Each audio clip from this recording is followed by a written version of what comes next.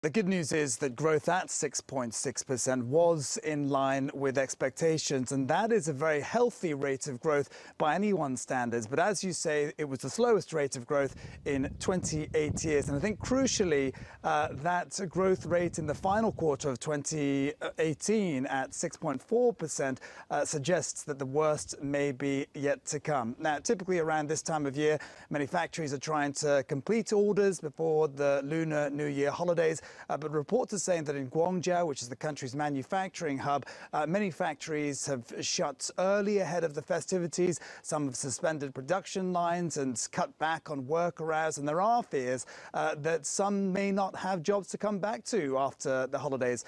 Now, this slowdown in China's economy is very much a concern for the rest of the world as well.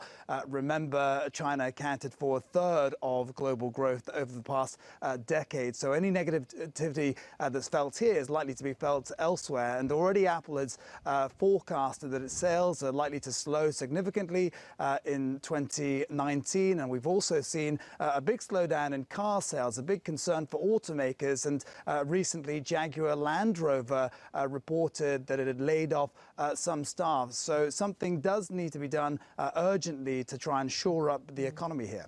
Oh, so Patrick, so what can the government do to try to prop up the economy?